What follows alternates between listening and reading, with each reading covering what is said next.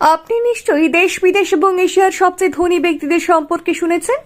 তাদের কাছে কোটি কোটি টাকার সম্পদ রয়েছে, কিন্তু আপনি কি কখনো এমন ভিখিরির কথা শুনেছেন যার কাছে কোটি টাকার সম্পদ রয়েছে? আজ আমরা আপনাকে এমনই একজন ভিখারির সম্পর্কে জানাবো যিনি বিশ্বের সবচেয়ে ধনী ভিখারি। তার মোট সম্পত্তির পরিমাণ 7 কোটিরও বেশি। মহারাষ্ট্রের মুম্বাইয়ের ব্যস্ত রাস্তায় ছত্রপতি শিবাজী মহারাজ টার্মিনাস এবং আজাদ ময়দানের আশেপাশে ভিক্ষে করে ভারত জন্য কোটিপতি হয়েছেন, আর ভারতকে বিশ্বের সবচেয়ে ধনী ভিখারি বলা হয়। তার মুম্বাই এবং পুনেতে কোটি টাকার বাড়ি এবং দোকান রয়েছে। তার সন্তানরা কনভেন্ট স্কুলে পড়েন এবং তিনি 1.5 কোটিরও বেশি মূল্যের বাড়িতে থাকেন।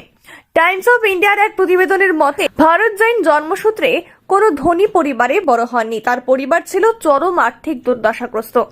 খাবার এবং মাথার উপর ছাদ জোগাড় করাও তার পক্ষে কঠিন ছিল।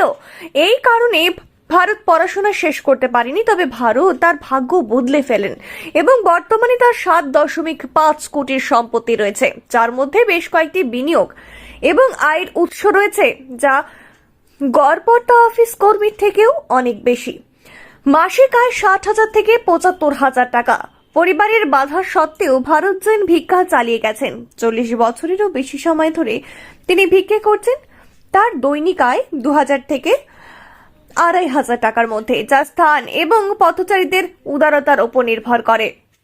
টানা 10 থেকে 12 ঘন্টা কাজ করে তিনি এমন একটি রুটিন তৈরি করেছেন যার মাধ্যমে তার মাসিক আয় 60,000 থেকে 75,000 টাকার মধ্যে।